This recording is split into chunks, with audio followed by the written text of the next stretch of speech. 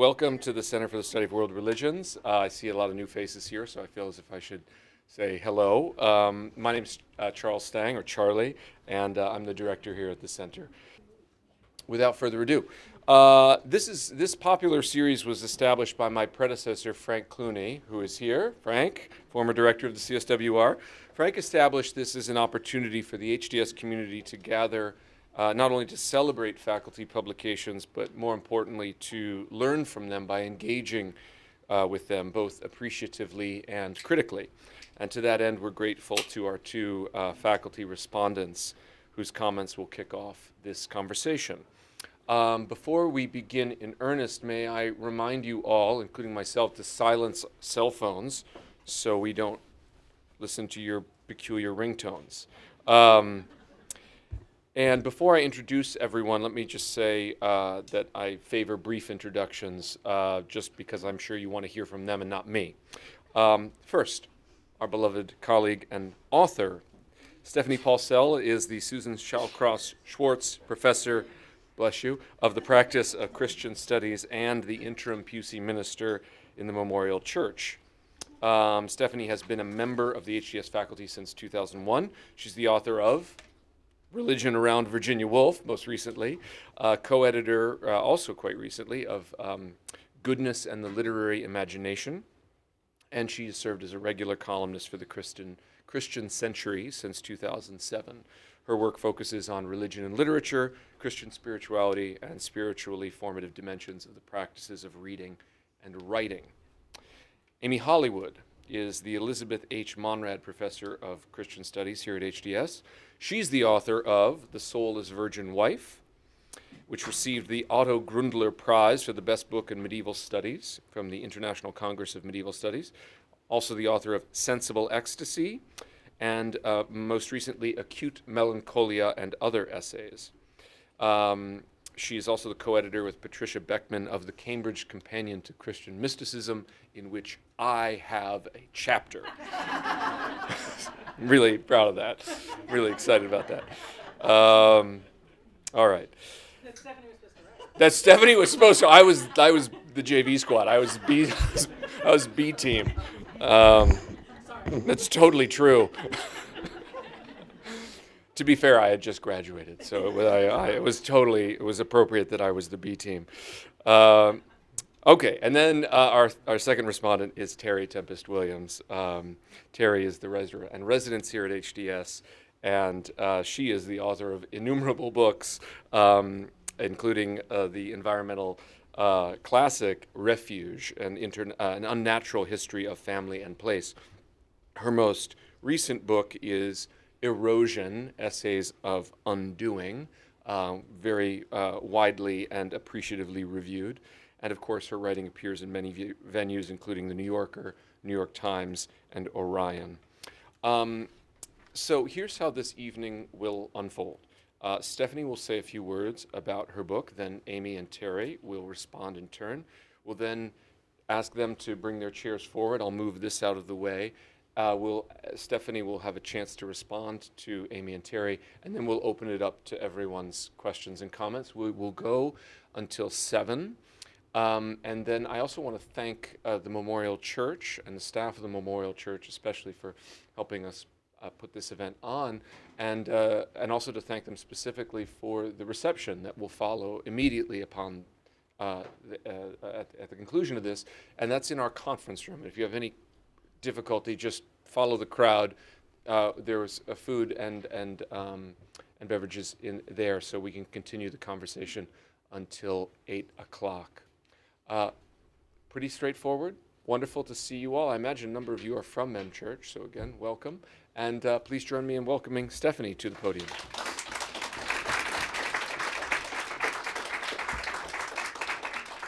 Thank you, Charlie, and thank you all for coming out on such a rotten night. So grateful. I am very grateful to Charlie and Corey O'Brien and Ariella Ruth Goldberg for setting up this event and all the great author events that they have here at the center. It's a real generous thing they do for us here. I'm very grateful to Alana Sullivan and Jesus Ramos and Laura Glass and Katie Evans for setting up this lovely reception. And I'm very grateful to two of my favorite writers, Amy Hollywood and Terry Tempest Williams, for agreeing to respond. When I was in college, home on my first winter break, my mother gave me the first volume of Woolf's letters. And I had never read anything by Virginia Woolf. I was 19 years old. I had peeked at her novels, but they looked hard. I don't know how my mother knew to give this to me, but my mother and Amy actually have really directed my reading life, and I'm grateful.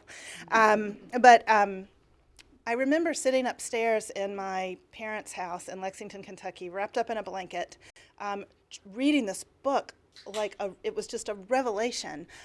Virginia Woolf has 6 volumes of letters, 6 volumes of diaries, 6 volumes of essays. You can just dive in and spend the rest of your life there, which is what I plan to do. With that first volume of letters, just her voice, her young voice coming through, and the gossip, and the crush letters she wrote to older women, and just it was so delicious, and I couldn't put it down, and I've never stopped reading her since. But even before I began reading her novels, I think when I was still sitting upstairs as a 19-year-old reading her first volume of letters, there was something that felt religious to me about her writing. Now, she was raised by 2 famous Victorian agnostics, her mother and father. She didn't go to church. She wasn't baptized. She felt dulled and bothered, as she put it, by the obstacle of not believing whenever she did have to go to church for weddings or funerals, and the occasional evensong. So it wasn't a feeling of her being an adherent of a particular religious tradition. It was something about devotion, I think, just her devotion to the things that she loved. She loved reading, she loved writing, she loved friendship. And she just gave herself to these things in such a full-hearted, complete way. That it felt like what I thought of as, and what I think of as, religion. So when I started reading her novels, they also felt religious to me. Woolf was trying to make more of life visible in her work, in all of her work. And so she often focused on the things that went undescribed in the prose fiction of her day and previous, people's interiorities, what she called moments of being, these moments when, something really real kind of breaks through into your ordinary life. And for a moment, you either she experienced it often as violence, as like a sledgehammer blow of reality from out of nowhere. But it could also be like a moment where the distance between us, between 2 people, could be crossable for a moment, that 2 people who didn't get along, or 2 people who didn't know each other, somehow knew each other for a moment. There's a great scene in her novel To the Lighthouse where one of her characters, Mrs. Ramsay, is imagining what she's like on the inside, and she thinks of herself as as this wedge-shaped core of darkness at the center of her that's completely private, and through which she can go anywhere she wants, anytime she wants. And nobody can see it. It's private.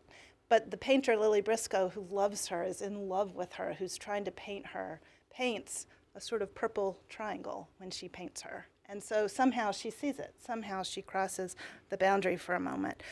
The revelatory power of ordinary rituals like sharing a meal together or throwing a party, these are the things that she wrote about, and they were also the things that interested me about religion. So when I got to graduate school in 1985, I thought I would write about her.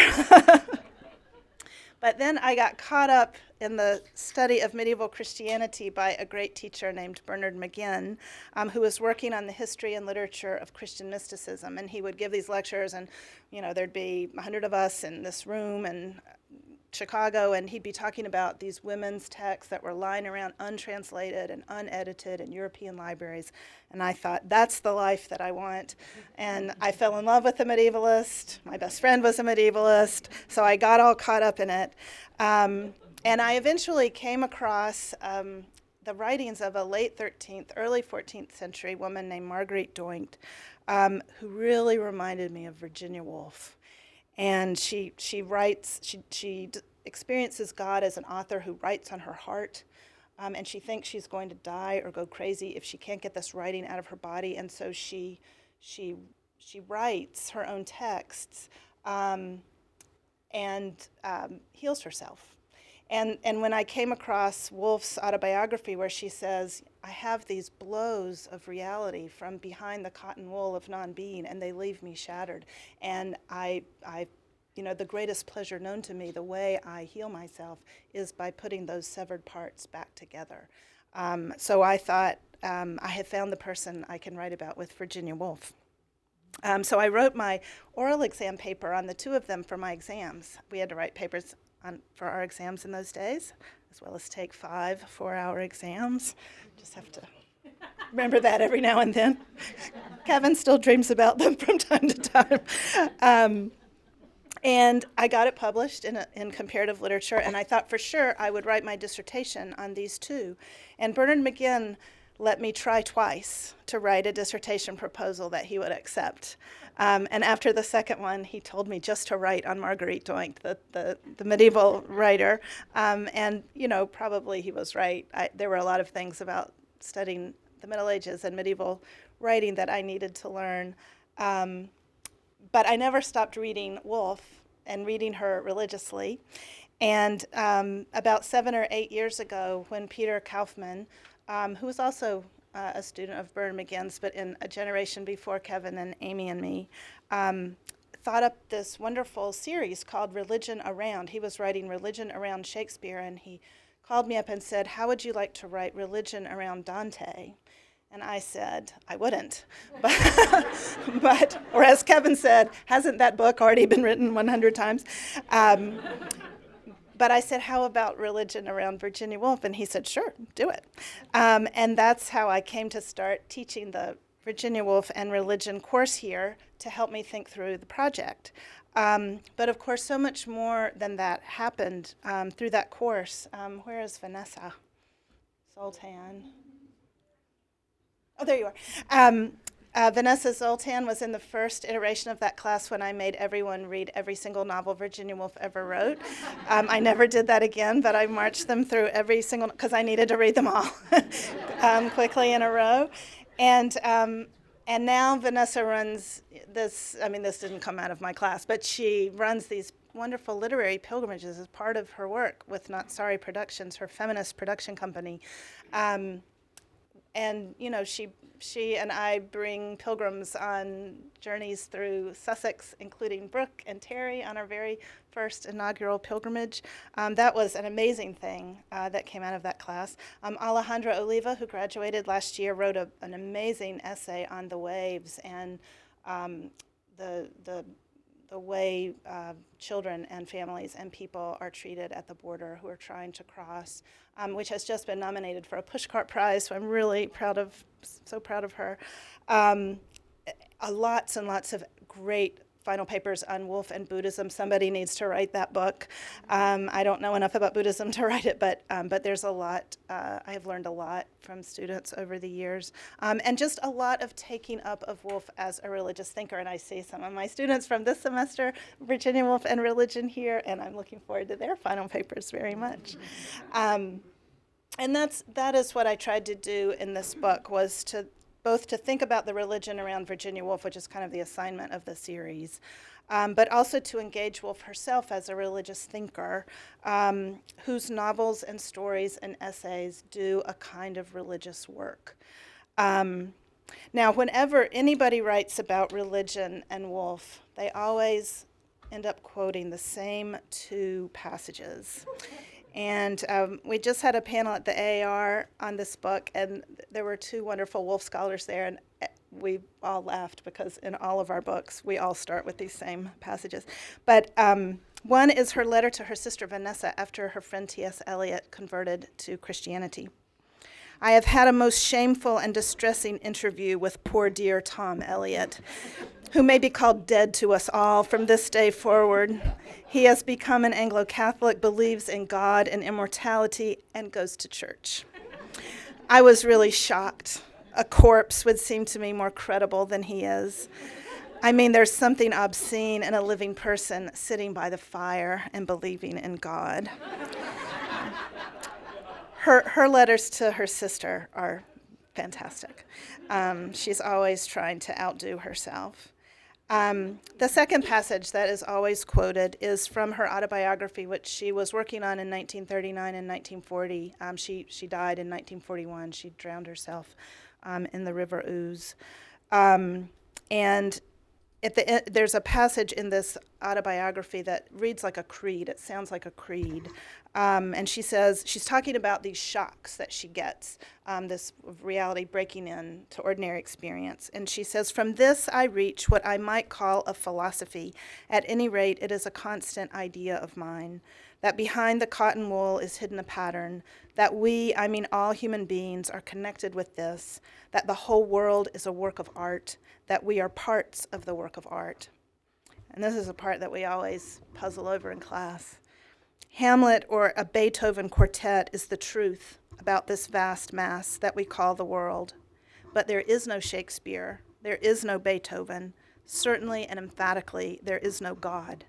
We are the words, we are the music, we are the thing itself. And I see this when I have a shock. So writing about Woolf as a religious thinker isn't immediately it's not immediately attractive to all Woolf scholars. Amy has a really good friend who's a wonderful, fantastic Woolf scholar, and she was in town once, and I was just at the beginning of this project, and Amy invited me kindly for a drink with her.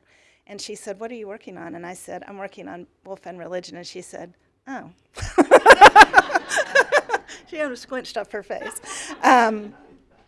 Because obviously she's trying very hard not to be, she's very critical of the religion that's proximate to her, which is the Church of England, but she's usually critical of it on religious grounds. She says the bishops aren't doing a good enough job. We need poets talking about heaven, not bishops. But I don't think it's very hard to argue that she's trying to do religious work in her work, and many people have done very interesting work around this. The author that I like to point to on this is Matthew Arnold, who wrote an essay in the mid-19th century in which he said, religion just can't do the work it used to do for us. It attached itself to these facts, and now the facts have failed us, failed religion. And so religion's not going to be able to interpret life for us. It's not going to be able to console us. It's not going to be able to sustain us. So we're going to need something else. So lyric poetry is going to be the thing that does that. 50 years later, Woolf wrote an essay called Poetry, Fiction, and the Future, in which she says, lyric poetry, it just really can't do the work it used to do for us. It used to do this work for our ancestors, but it's not spacious enough, it's not tough enough, it needs the toughness of prose. So there needs to be, we need a new form that's going to be written in prose, but in prose which has many of the characteristics of poetry. It will have something of the exaltation of poetry, but much of the ordinariness of prose. It will be dramatic and yet not a play.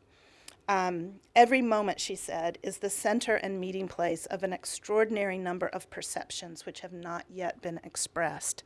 And those are the things that she wanted to express, what she calls life itself, or something in the universe that one is left with, or something more. And I think, you can hear, Arnold's writing in response to the Victorian loss of faith, which both of her parents experienced very profoundly. She was raised with no faith to lose, but that desire for a new form, that critique of what's come before, it seems like it's a continuation of Arnold's attempt to respond to that loss of faith. We need something else to do religious work for us, so we'll use poetry. Woolf says we need something to do the work that poetry used to do, which for Arnold is religious work. So anyway, you see what I'm trying to say.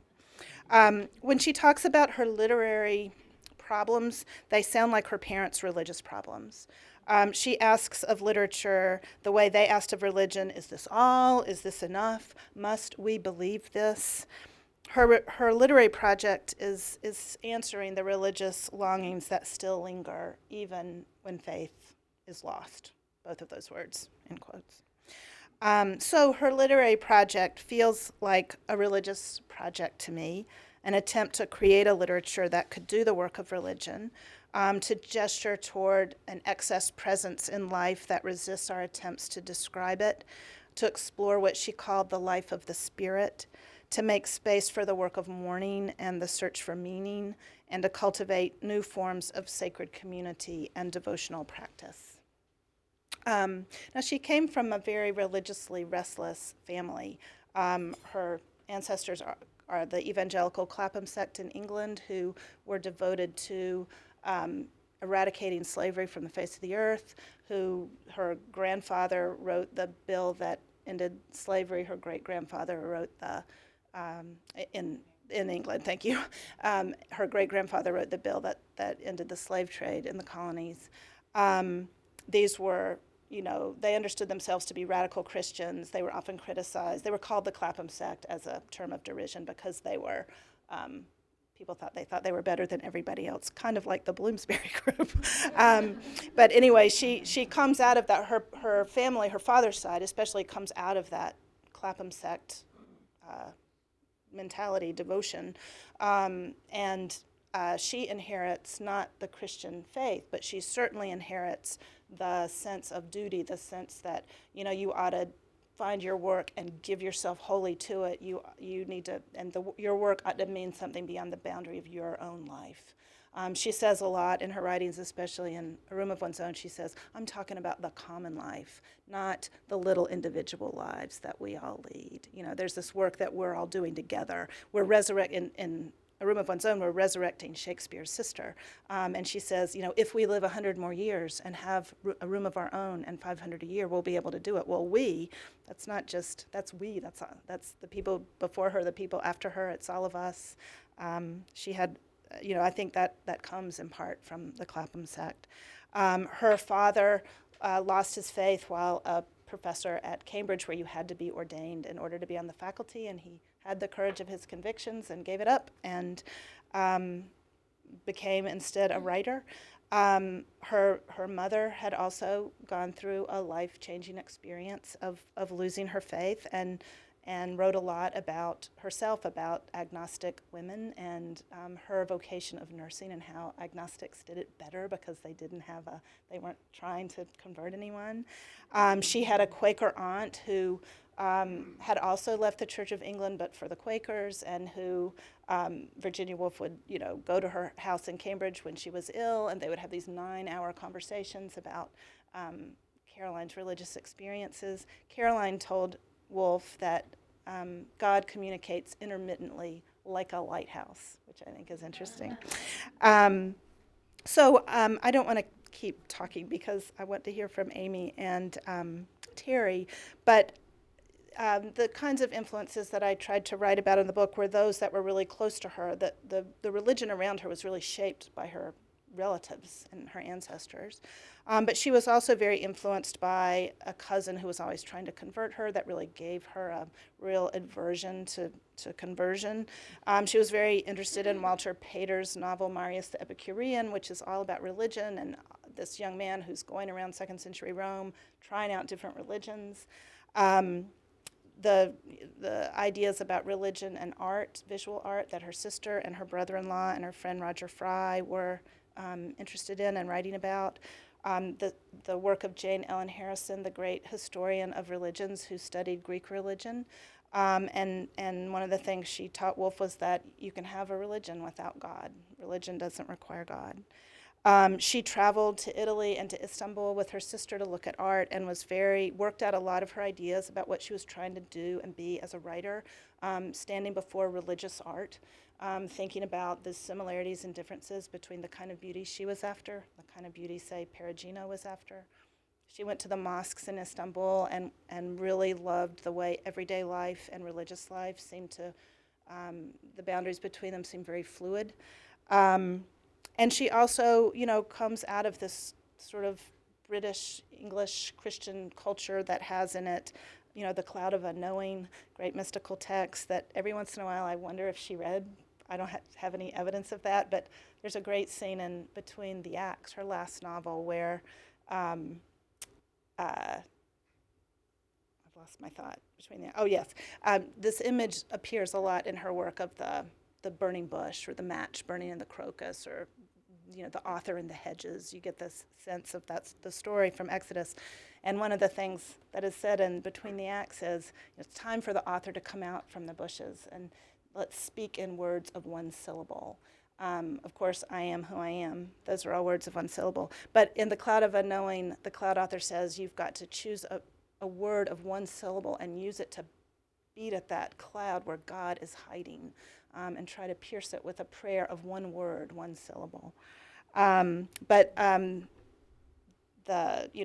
of Avila, Meister Eckhart, there's lots of, certainly she was on some sort of mystical track that if she didn't know these writers was certainly thinking very similar thoughts to them. One of the things we might talk about tonight actually is the way the idea of the mystical has been used to sort of keep her on the secular side of the religious-secular divide, and which in a way that I think is not always helpful.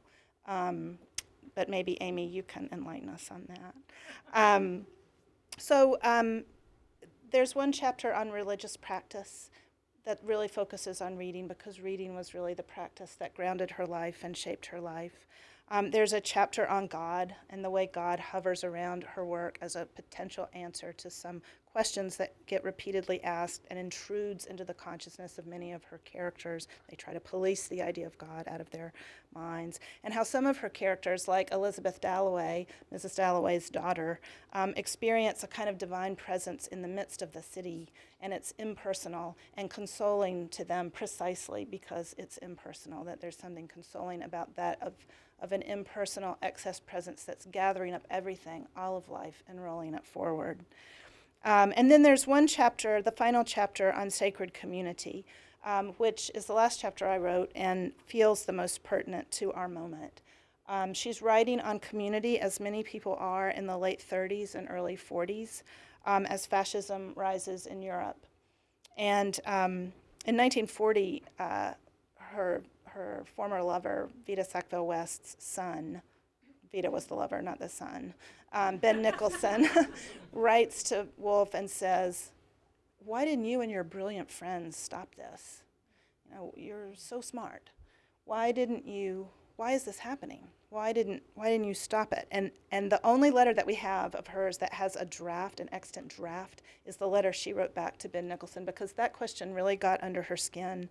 And it makes me think about the kinds of questions our students and our children are asking us now. How can we be here? How can we be on the edge of a climate disaster? How did 2016 happen? Woolf wrote to her niece, Judith Stephen, in 1940, "Did you ever read G.E. Moore's book, That Made Us All So Good?" she says. And she said, I'm trying to fight Hitler in his home haunts, even if with only the end of an inky old pen. So she was very concerned about fascism within British society itself, writes a lot about that. T.S. Eliot, her friend, who was not dead to her. In fact, she still loved him after he converted. Still tried to raise money for him to get him out of the bank. It wasn't enough money, though, so he didn't leave. He was writing it around 1938. He wrote a book called The Idea of a Christian Society, in which he said, we're either going to have a Christian culture or we're going to have this Nazi pagan culture. And he said, everybody doesn't have to be Christian, but the culture has to be Christian, the education has to be Christian. And what we're going to need is a church within the church of people who know the contemplative practices, who know the tradition, who know the literature, and who can shape an education that's going to take us in a different direction from fascism.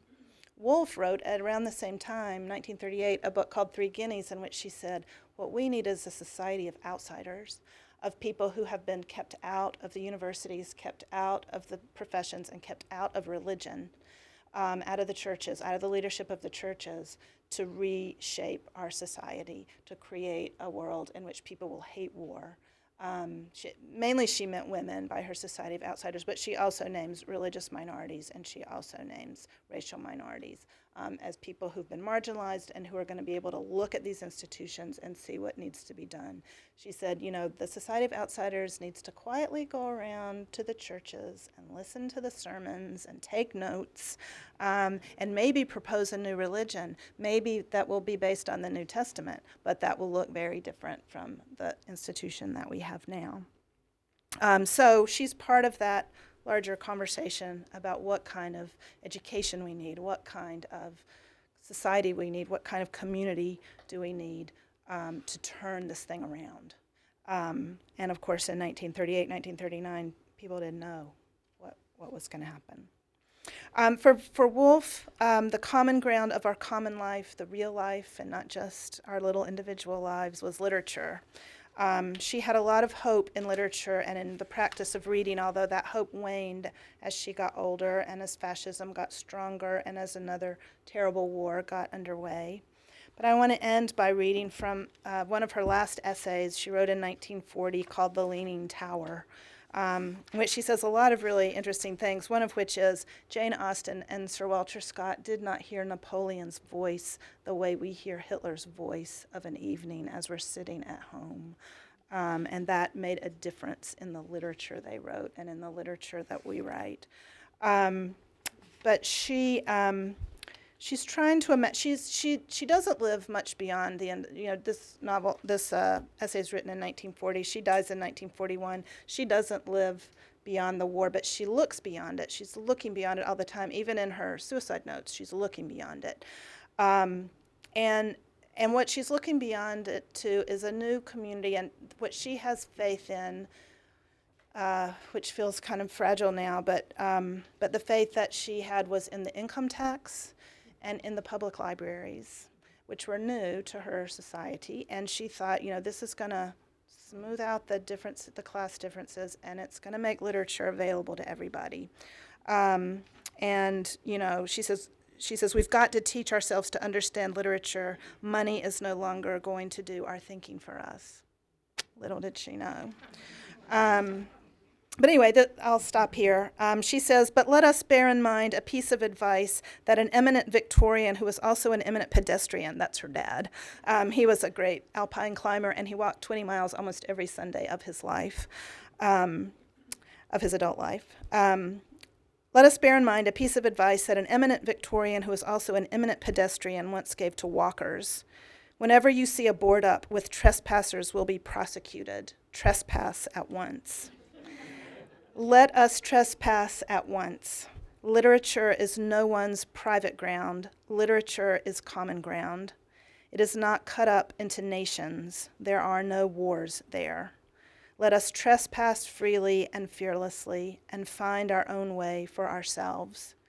It is thus that English literature will survive this war and cross the gulf, if commoners and outsiders like ourselves make that country our own country, if we teach ourselves how to read and how to write, how to preserve and how to create. Thank you.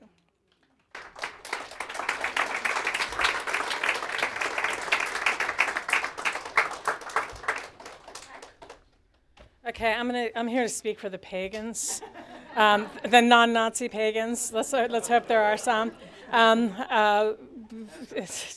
We'll see. My mother gave me in high school the Common Reader and Room of One's Own, and she was, with my father, the most democratic person I know, and so there's something fascinating about where Stephanie just ended up in relationship to Woolf, and the fact that Woolf is somebody that both our mothers gave us to read.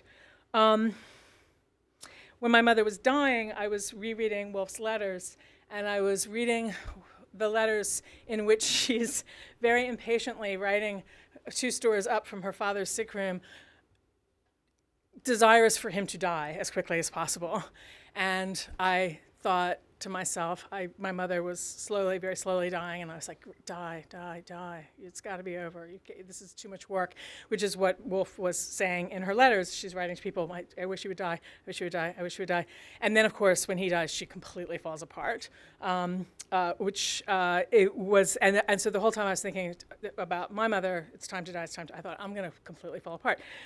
Didn't quite happen that way. But there's that resonance of it's time to die now, and yet it's unbearable for you to die, that runs throughout Woolf's writing, and that I think has everything to do with what Stephanie, in her really beautiful book, Religion Around Virginia Woolf, sees as the religious dimension of Woolf's thought. So one of the things, Stephanie already laid this out, so I won't talk in depth about this, but one of the things that the series is asking people to do is to think about, obviously, religious influences, religious contexts, religious frameworks within which a particular author, whether they themselves are religious or not, is writing and speaking and reading. In the best cases, take it a step further, or able to, maybe, is it the best cases? In some cases, are able to take it the step further to show how someone who one might not think of as a religious thinker is in fact a religious thinker, a religious writer, and that's what Stephanie does with Virginia Woolf, I think, with really beautiful readings of Mrs. Dalloway as a recitation of the hours, monastic hours, and being able to plot the monastic hours onto the movements across the novel that takes place within 24 hours, so it fits within the framework, and the reading of To the Lighthouse, and the use of the triangle as a figure throughout To the Lighthouse, which is related, as Stephanie shows really beautifully, to Perugino's paintings, to a certain mode of Trinitarian thought that is about abstraction and humanness, but not about divine other, one in three mystery, about something more mysterious and more complex. It has to do with how we see the living persons in front of us, which is what Lily Briscoe is trying to do into The Lighthouse, and what Woolf is doing as she's telling the story of her father and mother and her siblings in the novel. And then really beautiful readings also of the waves and the chorus of voices that speak to each other in the waves, sometimes distinguishable, sometimes indistinguishable, and the various modes of religious identity that they take up. What Bernard thinks is not what Lewis thinks, is not what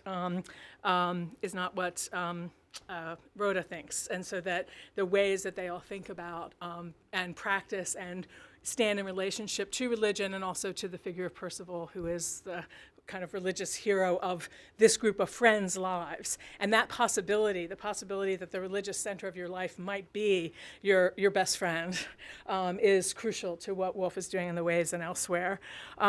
So, if for nothing else, read for the history of the religion around, but even more, I think, are the final 3 chapters of the novel that are readings of Virginia Woolf as herself a religious thinker, and her novels as forms of devotional practice in the reading that goes into them and the writing of them. I'm gonna steal a pass. Oh, and also I meant to say, okay, so my friend Brenda Silver, who's the great Woolf scholar, she doesn't care if I out her on this. This is how much Brenda Silver knows about religion. I was giving a paper once about the side wound of Jesus' side wound, and a whole thing about medieval mystical attraction to Jesus' side wound. And I had dinner later that night with Brenda, and she said, Paul doesn't know about this either. Paul's her husband, or they were not married. Anyway, it doesn't matter. And she said, Paul doesn't know about this either. And I said, no, about what? Jesus' thigh wound. And I was like, no, not a thigh wound. Okay, so she just made that face because she doesn't know. She didn't know Jesus had a thigh wound, so there's no way she's going to understand how Virginia Woolf could be religious. Okay, so I had to get that in there somewhere once you brought Brenda up. But anyway, one of the things that I was thinking, there's 2 things that I wanted to be sure to say. One is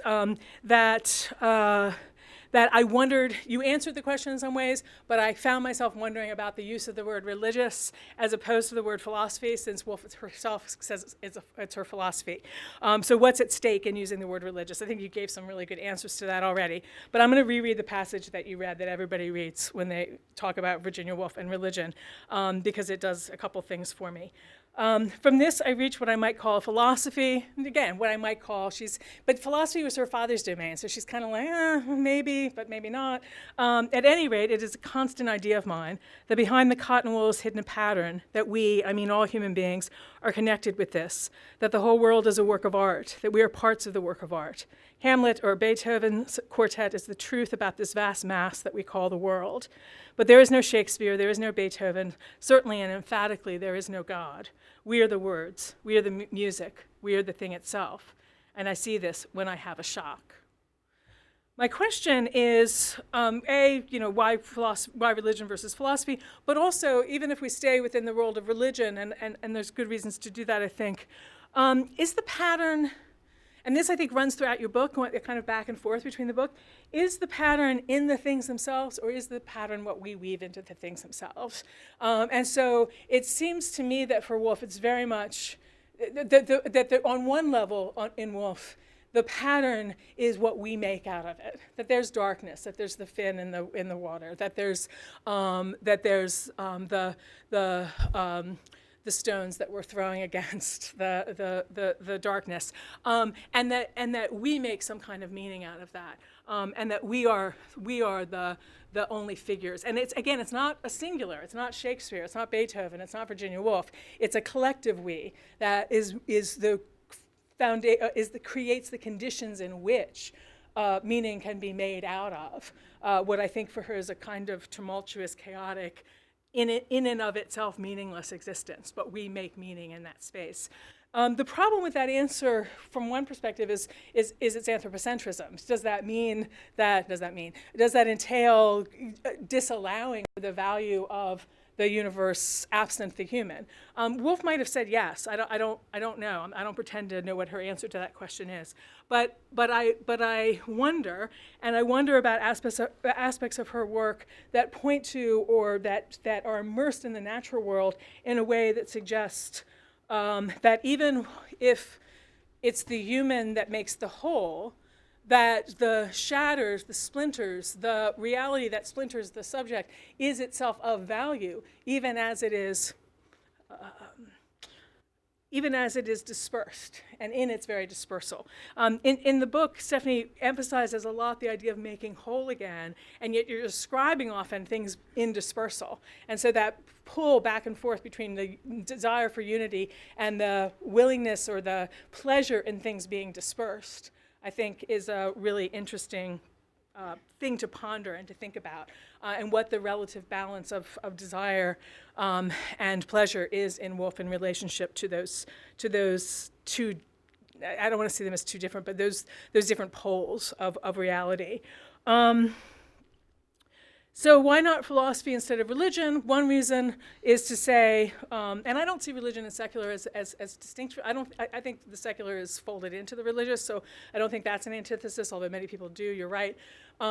So one of the reasons for me to keep the idea of the religious is because those who refuse that title to Woolf may be refusing it on the grounds of her paganism. And I want to say, no, her paganism is her religion. And so how do we think what her paganism is? And that has to do with her relationship to the natural world, as well as her relationship to or her understanding of intersubjectivity, and her understanding of that something more that is in excess of that which we can, with which we can grapple in the here and now. That's the main point that I want to foreground, that on my reading of Paulsell on Woolf, and I think in my reading of Woolf too, the primary emphasis is on what's here, what's now. There's no other worldliness in Woolf. And that's where the mystical examples work and don't work for me. Because insofar as you see Eckhart as a totally this worldly mystic, then you can make it work. But I've argued for Eckhart as a totally this worldly mystic. I also think I'm probably wrong. So I think there's much more otherworldliness to Eckhart, to Teresa of Avila, to Marguerite Doint than there is for Woolf. And so insofar as there's a site of commonality, it's about a kind of merging, coming together, and dispersal, and the enjoyment in both the coming together and the dispersal. And yet it's happening all here, right? It's happening in the concreteness of our embodied and lived experience. So to end, I just want to read something from somebody totally different, because that's, If Stephanie was doing something on my book, she would read Virginia Woolf, so I get to do this. I've been thinking a lot about Henry James, but I'm not going to read from Henry James. I'm going to read from his cousin, Minnie Temple. His cousin, Minnie Temple, was dying the first time James went to Europe as an adult by himself, sort of escaping from his lunatic family. He left behind his cousin, Minnie Temple, and felt guilty about it for the rest of his life, and wrote continuously about her and about her life and about her death. She died at the age of 25, I think, while James was in Europe, that first trip that he took solo. She wrote a series of letters to her best friend, to a friend, her closest correspondent, John Chapman Gray, who was a friend of Henry and William James's and friend of Minnie Temple's, and for some reason this very kind of stoic, puritanical, New Englandy lawyer, who for some reason Minnie Temple chose as the repository for her doubts and fears and attempts to figure out what was happening to her as she was dying. And she wrote a letter, couple letters to Gray that I want to read from because I think they have relevance for thinking about Woolf. She talks to Gray about how she's trying to think about life and death and God as her own illness progresses. She has tuberculosis. Quote, "I have nobody to speak to about serious things." She didn't have the Woolf family, the Stevens family. "If by chance I say anything or ask a question that lies near my heart, Kitty and Ellie, her sisters, both tell me that I'm queer, and that I wouldn't be me for anything, and that they wouldn't be me for anything, which is no doubt sensible on their part, but which puts an end to anything but conversation of the most superficial kind on my part." Excuse me. So here you have somebody dying for that kind of friendship, that kind of society in which she could talk about the things that really matter in the way that Virginia Woolf was able to find. Closer to her death, she writes this. She's excusing her weary tone. "Can you understand the weariness of thinking about one thing all the time? So that when you wake up in the morning, consciousness comes back with a sigh of, oh yes, here it is again. Another day of doubting and worrying, hoping and yearning has begun.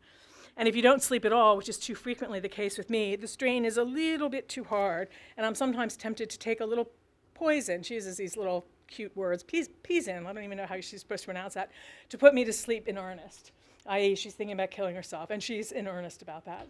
"The momentary vision of redemption from thinking and striving, of a happy rest this side of eternity." She had a moment when she thought, oh, it's real. There's going to be redemption. There's going to be resurrection. There's going to be a life on the other side. That has vanished away again. I can't keep it. Peaceful, desirable as it may be, the truth is that practically I don't believe it. She's sounding like Virginia Stevens. "It was such a sudden thing, such an entire change from anything that has ever come before to my mind." Excuse me, can't talk today. It was such a peculiar thing, such a entire change from anything that had ever come to my mind before, that it seemed almost like an inspiration, and I waited, almost expecting it to continue, to be permanent. But it didn't stay, and so back swings the universe to the old place, paganism, natural religion, or whatever you call the belief whose watchword is God and our own soul. And who shall say that there is no comfort in it? One at least feels that here one can breathe one's native air. Welcome back the old human feeling with its beautiful pride and its striving, its despair, its mystery, and its faith. Minnie Temple was a lot like Virginia Stevens, and whatever it was that she was looking for that was curtailed by a very early death, in her case, is very much, I think, what Henry James, but also, and more importantly for our purposes today, what Virginia Woolf goes on to write, to try to talk about the religion that is in the everyday, the something more that is in our everyday interactions, relations to the natural world, and to the world of other human beings who are, of course, part of that natural world. And Stephanie helps us see that. So, thank you.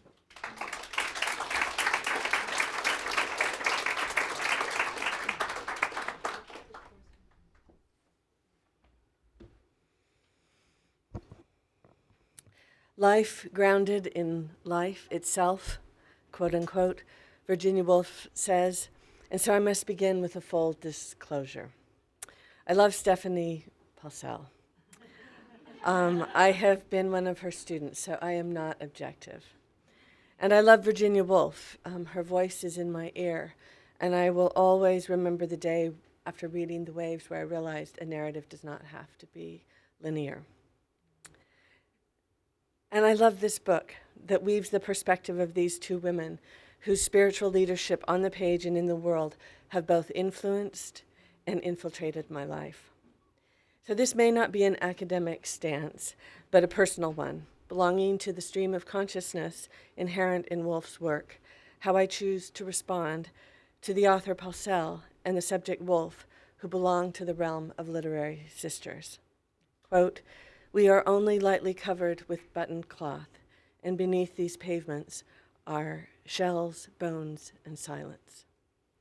Woolf, The Waves. Virginia Woolf was committed to both voice and silence, the common life, both human and wild, as in present with the politics and poetry of the moment she was a part of. Stephanie Paulsell, like Woolf, is committed to the communal life from which all art and religion unfolds in hers. Their medium is words, texts, born out of their questions. For Virginia, what is the place of art? What is beauty in times of war? As for writing, quote, she writes, "I want to express beauty too, but beauty, symmetry of life and the world in action, conflict, is that it? I attain a different kind of beauty, achieve a symmetry by means of infinite discords, showing all the traces of the mind's passage through the world, and achieve in the end some kind of whole made of shimmering fragments. To me, this seems the natural process, the flight of the mind. Do they really reach the same thing?" This from her diary that Amy was alluding to. And for Stephanie, what is a pilgrim? What is God? What binds us together rather than what tears us apart? How do we read the world together? Stephanie has shown me being a pilgrim, even on the pages of To the Lighthouse, is a path to discovering God. For example, through the presence of Mrs. Ramsay as she choreographs her own dinner party, with all the religiosity of a sacrament to one's family and the memories made in the act of partaking, engaging the real. Quote, "All the being and doing, expansive, glittering, vocal, evaporated, and one shrunk, with a sense of solemnity to being oneself, a wedge shape core of darkness." What you referred to, something invisible to others, and this self, having shed its attachments, was free for the strangest adventures. So many of those adventures internal. And again, quote, "She had a sense of being past everything, through everything, out of everything, as she helped the soup, as if there was an eddy there, and one could be in it, or one could be out of it, and she was out of it." And then, as Stephanie writes, quote, "From this liminal space of the threshold, she turns to inhabit a moment longer, the scene she created which was vanishing even as she looked, her art made of fragments of conversation and silence, food and light, poetry in the unspoken feelings, ephemeral." And then after Mrs. Ramsay's death, through her absence, Mrs. Ramsay continues to inspire Lily Briscoe's painting as the artist sits between the hedge and the sea, remembering her as her paintbrush marks her love for her on the canvas. Mrs. Ramsay had her vision, and she had hers. Like God, Mrs. Ramsay's absence is her presence as she leads Mr. Ramsay and the children to the lighthouse. The dead are among us, the holy are among us. To me, this corroborates with Stephanie's notion of Virginia Woolf as a spiritual writer. 50 pairs of eyes were not enough to get round one woman with, Lily says of Miss Virginia. As pilgrims, we walk our own path of inquiry and interrogation, where faith leads us toward the unknowable, even as our common and communal ground shakes. Stephanie writes these questions which move me. Can we survive? Can we rebuild? Can we create a whole out of fragments? And she answers with Virginia's response through Isa in Woolf's last novel, Between the Acts. Quote, "Yes," Isa answered. "No," she added. It was yes, no, yes, yes, yes. The tide rushed out, embracing. No, no, no, it contracted, unquote. Paulsell responds to Woolf, quote, "The answer shifts, but the fluidity between the options is where hope lies." I think this is useful for us today. As long as we can move back and forth, the possibility for survival, Paulsell says, rebuilding and creating exists.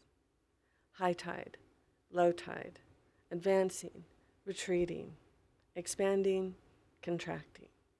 What does it mean to be human, but to be changing in a changing world? What is the universe and universality of literature but a liturgy of revelations and exiles? I've learned from Woolf and Paulsell that finding beauty in a broken world is creating beauty in the world we find. As artists, writers, poets, students, teachers, preachers, doctors, nurses, lawyers, construction workers, and shopkeepers, what is common to us all grounds us together. This creative act of living belongs to a realm of a spiritual pilgrimage, not about religious declarations, but a personal transformations. Beauty and God become one, a terrible trembling of awe. And I think we see this in Woolf's writings. I remember when I was in Spain on a pilgrimage of a different order, and I stayed in the hotel that it was rumored that Virginia Woolf stayed in. And there was a very old proprietor. And I asked her if she knew Virginia Woolf. And she said, actually, I did know her. I was a child when Miss Woolf came. And I said, what was she like? And she said, she made us all tired. And I think that, to me, is a spiritual seeker, always questioning. We are moved by this knowledge of being part of something very, very large and very, very small. Art is a dance with humility, beauty a bow toward annihilation. Virginia Woolf knew this, and Stephanie Paulsell explores this. Quote, we are only lightly covered with button cloth, and beneath these pavements are shells, bones, and silence, worth repeating. What does it mean to be brave? To me, that's what this book really addresses. And I think that is at the root of a spiritual life. To live and to love. So what do we do in between the acts?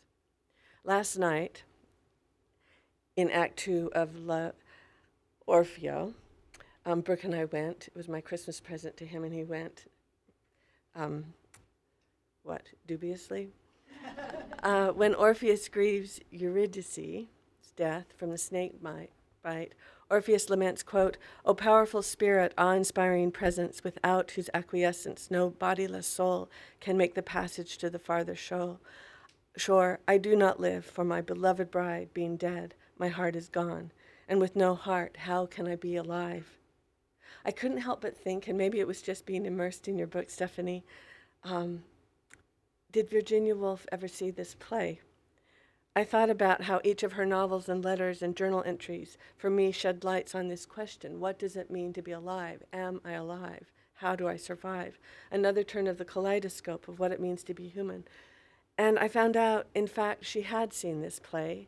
She described it as the loveliest opera ever written. And she wrote to her sister Vanessa, quote, I was terribly moved by Monteverdi's Orfeo. I see that to be deeply moved, I must be at a certain passing distance from the actual emotional situation. So, Stephanie, one of my questions tonight is, what is that emotional, how she puts it, that emotional distance, the certain passing distance from the actual emotional situation? What does that mean? Is that the paradox of a writer? On one hand, she writes to create community, and yet on the other hand, she is removed from that community in her solitude, exiled forever, the itinerant observer, ruthless with her powers of perception, removed yet misses nothing, the writer who will always betray the one who confides in her, even in fiction, especially in fiction, so long as the writer never betrays herself. Is this ethical? Is that the beginning of that passing distance in order for one to move others? Woolf's capacity to get out of the way of her characters, stream of conscious soliloquies that create an opening for intimacy, mystery, how the ineffable rises to the sacred. Let me ask that again. Is this what moves us as readers? Virginia Woolf's capacity to get out of the way of her characters, her aloofness, creating the stream of conscious soliloquies that create an opening for intimacy, mystery, and how the ineffable rises to the sacred. Quote, I see you everywhere, in the stars, in the river. To me, you're everything that exists, the reality of everything. Unquote. Virginia from Night and Day. Is this love or God? Or is it the thing itself? Life itself, as she says, the common life? Where the roots of the sacred grow. Where women and men must also discover the divine within themselves and the world in which they live. Is earth not enough? If this is so, then yes, Virginia Woolf is a writer of spirit and spirituality, beyond religion, beyond the God, beyond God. Here, now, ground. There was a star riding through clouds one night, and I said to the star, consume me. Is this Virginia Woolf or St. Teresa de Avila? The castle or the waves? Quote, I see nothing. We may sink and settle on the waves. The sea will drum in my ears. The white petals will be darkened with seawater. They will float for a moment and then sink. Rolling over the waves will shoulder me under. Everything falls in a tremendous shower, dissolving me. Unquote. Yes, Virginia Woolf writes, this is the eternal renewal, the incessant rise and fall and rise again. Sacred texts, composed, written, performed, sung, and spoken, bring us to a living, breathing word. In the beginning was the word that creates the rituals that keep the flame of a spiritual life alive, a religious practice burning. Belief remains alive, not dead, fluid, not fixed. In this tradition, we can locate the literature of Virginia Woolf as sacred text, unafraid to illuminate the questions of mortality, morality, and our responses and responsibilities to life, here, now, earth, ground. Consider this passage from The Death of the Moth, which to me corroborates what you're really advocating for, religious Woolf surrounding. Quote, yet because he was so small and so simple a form of the energy that was rolling in an open window and driving its way through so many narrow and intricate corridors in my own brain and in those of other human beings, there was something marvelous as well as pathetic about him. It was as if someone had taken a tiny bead of pure life and decking it as lightly as possible with down, feathers, had set it dancing and zigzagging to show us the true nature of life. Thus displayed, one could not get over the strangeness of it.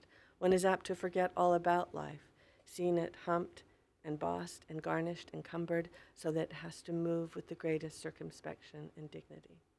God in a moth, and that last beautiful sentence, oh yes, he seemed to say, death is stronger than I am. Night vision, sacred texts, the religion around Virginia Woolf. Karen Armstrong, in her recent book, The Lost Art of Scripture, Rescuing Sacred Texts, writes, art has been inextricably bound with religion. Religion itself is an art form. The right hemisphere of the brain, essential to the creation of poetry, music, and religion. It sees itself as connected to the outside world, whereas the left hemisphere of the brain holds aloof from it. The right brain sees each thing in relation to the whole and perceives the interconnectedness of reality. It is therefore at home with metaphor. And then the paradox with Woolf, the thing itself. Do we have to reconcile that? Where is that in terms of literature, religion, spirituality? I loathe God, she says. And then, in another passage, the sun fell in sharp wedges inside the room. Whatever the light touched became dowered with a fanatical existence. A plate was like a white lake. A knife looked like a dagger of ice. Suddenly tumblers revealed themselves, held up by streaks of light. Mrs. Dalloway. And in closing, when a group of pilgrims, led by Stephanie and Vanessa Zoltan and Julia Argy, traveled to the southern downs of England to follow the path of Virginia Woolf to the lighthouse, we finally arrived, walking up and down the Seven Sisters with their eroding white chalk cliffs, and we saw that beam of light, surveying the seemingly endless sea in darkness. We each found our own metaphor for that moment, intermittent light. A consoling vision that, like all visions, would have to be perpetually remade, writes Woolf. Paulsell responds, quote, her vision will be made and remade through art, creating from fragments, quote, one of those globed, compacted things over which thought lingers and love plays, unquote. Some secret sense fine as air. Finding the miracle, the ecstasy in the ordinary stuff of the world. Story, God, a terrible beauty called truth, and in that moment standing in the here again, gone again, flashing light reflected on our moonlight faces as pilgrims, we found a new muscularity in how we belong to one another, this common ground, communal ground that had mysteriously pulled us asunder. Quote, let us now crawl under the canopy of the current leaves and tell stories. Let us inhabit the underworld. Let us take possession of our secret territory. Virginia Woolf. So my last question to you, Stephanie, among so many, too many to tackle tonight, is this. What is the secret territory that Virginia Woolf reveals and conceals through her sacred texts that move us beyond religion to life itself, here, now, at this moment in time? Thank you for this transcendent reading and lived experience in your book that sends us back to the source. Brava.